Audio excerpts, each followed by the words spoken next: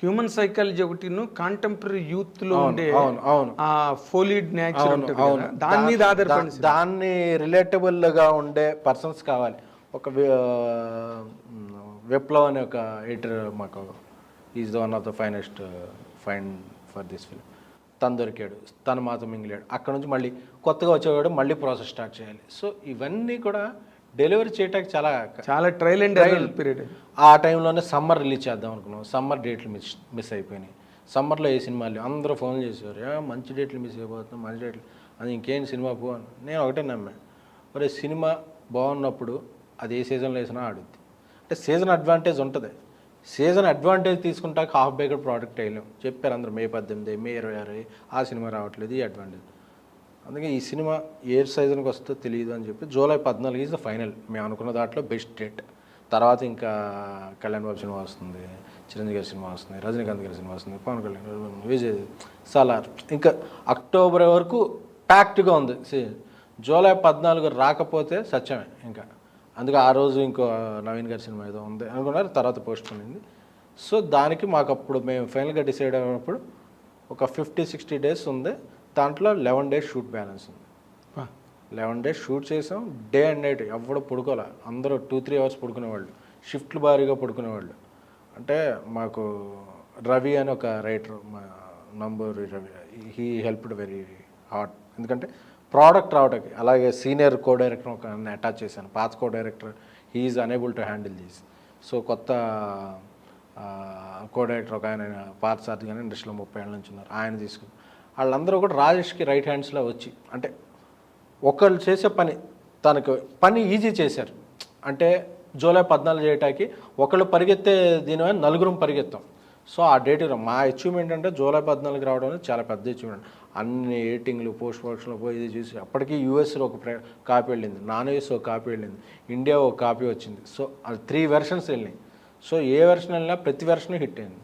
So అది we believe in the content, that is greatness of Sara. తర్వాత ఇంకో మాట, ఇప్పుడు మీకు ఇంత పలుకుబడి ఉన్న సర్క్యూట్ మీద గీతాట్స్ ఎస్కేఎన్ అంటే మీరు చాలా మంచి గొప్ప కాంటాక్ట్స్ ఉన్న పర్సన్, మీరు మిమ్మల్ని నమ్ముతారు ప్రతి చోట.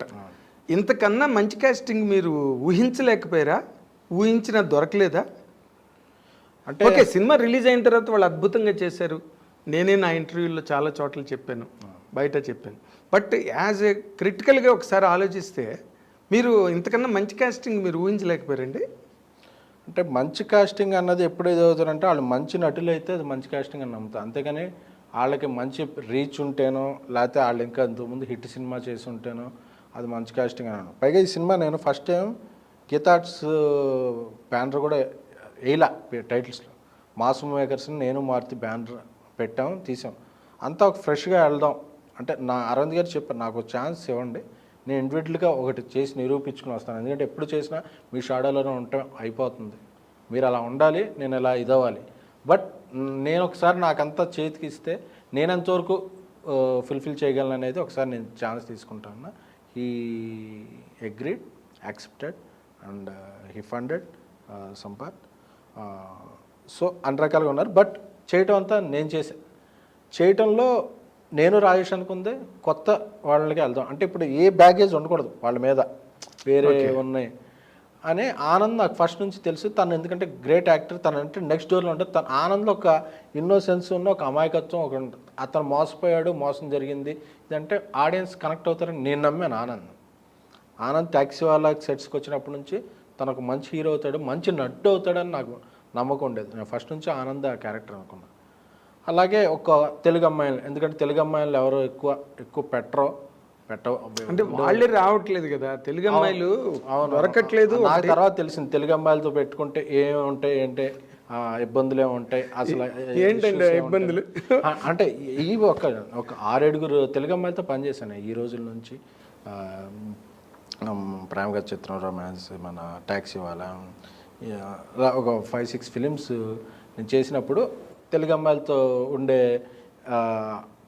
సౌకర్యాలు ఏంటి, ఇబ్బందులు ఏంటి అవన్నీ తెలుసు. అయినా సరే నేను ఒక తెలుగు అమ్మాయిని ఇంట్రడ్యూస్ చేద్దాం మళ్ళీ అనుకుని, ఎందుకంటే ఒక హోమ్లీ మామూలుగా ఒక నెక్స్ట్ డోర్ ఉండే అమ్మాయిని తీసుకుని ఈ టర్న్ చేస్తే ఎలా ఉంటుంది అనేది. ఇంతకుముందు ఇద్దరు ముగ్గురు అమ్మాయిలు కూడా అడిగాం.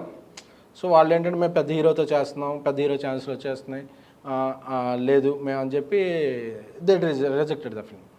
బట్ అంటే ఈ కథ చెప్పడం జరిగింది ఒక ఇద్దరు ముగ్గురు అమ్మాయిలు చెప్పడం జరిగింది, తెలుగు అమ్మాయిలు. ఎవరండి ఆ హీరోయిన్లు? బాగోదు అంటే ఇంత హిట్ అయిన తర్వాత దే ఆల్సో ఫీల్ రిగ్రెట్ కదా. సో వాళ్ళని రిగ్రెట్ చేయడం ఇష్టం లేదు. అంటే సినిమా ఫ్లాప్ అయితే చెప్పేవాడిని.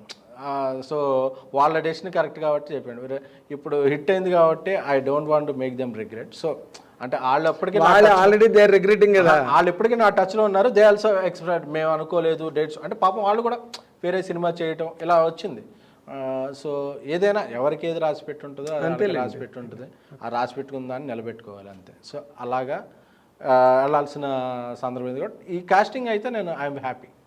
అంటే మొదట్లో ఏమనుకున్నారంటే ఆనందం పెట్టినప్పుడు విజయ్ దేవరకొండ పెద్ద హీరో, సినిమా ఇండస్ట్రీలో జరుగుతున్నది ఏంటి, ఒక పెద్ద హీరో ఉంటే వాళ్ళ తమ్ముడో వాళ్ళ మేనల్లుడో లేకపోతే వాళ్ళు ఇంకోటో వాళ్ళకి చాలా ఈజీగా పుష్ వస్తుంది ఇండస్ట్రీలో. విజయ్ దేవరకొండ తమ్ముడు అంటే ఈ సినిమా కొంతవరకు హెల్ప్ అవుతుంది, చిన్న సినిమా కాబట్టి అందుకని పెట్టారు అనుకున్నారు చాలా మంది. సినిమా మీ చెవిలో పడిందో లేదో నాకు తెలియదు, మీ అందరం విన్నాం అది.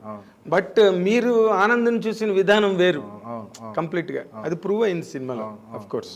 కానీ ఇప్పుడు అసలు వైష్ణవి అన్న అమ్మాయిని మాత్రం ఇట్ ఈస్ ఎ మ్యాజిక్. అది మీ వల్ల లేకపోతే రాజేష్ వల్ల అన్నది మీరు చెప్పాలి.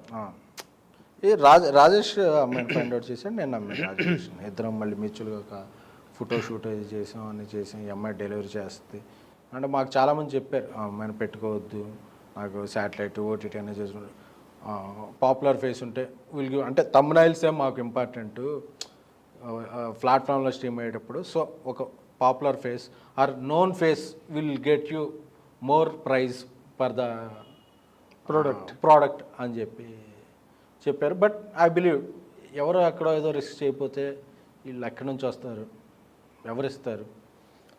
సో ఆ రిస్క్ నేను ఫస్ట్ నుంచి తీసుకుంటాను. నాకు ఎందుకంటే తెలుగు అమ్మాయిలంటే కొద్దిగా సాఫ్ట్ కన్నా. సో అందుకని చెప్పి వీళ్ళని నేను ఇప్పుడు నెక్స్ట్ సినిమా చేసే ఒక 2 సినిమాల్లో కూడా తెలుగు అమ్మాయిని ఇంట్రడ్యూస్ చేస్తున్నాను. ఓకే. సో ఆ chance I want to take. అందుకని చెప్పి అంటే ఇప్పుడు మీకు బాగా డిమాండ్ ఎక్కువైపోయి ఉంటుంది కదండి మామూలుగా ఫోన్ల వరద మీకు ఇప్పుడు. ఎందుకంటే ఇప్పుడు ఇద్దరు వద్దన్నారు, ఈ సినిమా పెద్ద హిట్. ఇప్పుడు ఇంకా కొత్త అమ్మాయి అసలు పండని పండు లాంటి ఒక అమ్మాయి, ఆ అమ్మాయిని తీసుకొచ్చి మీరు ఇంత క్యారెక్టర్ చేంజ్ చేసి ఓ మహానటి రేంజ్లోకి తీసుకెళ్ళిపోయారు అమ్మాయిని. ఇప్పుడు మీకు పెద్ద డిమాండ్ వచ్చి ఉంటుంది కదా ఫోన్ల మీద ఫోన్, సార్ మీ నెక్స్ట్ పిక్చర్ మాకు ఛాన్స్ ఇవ్వండి సార్, లేదా ఆ బెడద లేదా? అంత రేంజ్ అయ్యేది. బట్ చాలా మంది అడుగుతున్నారు అంటే because there is a ray of hope. ఎవడో ఒకటి తెలుగు అమ్మాయిలకి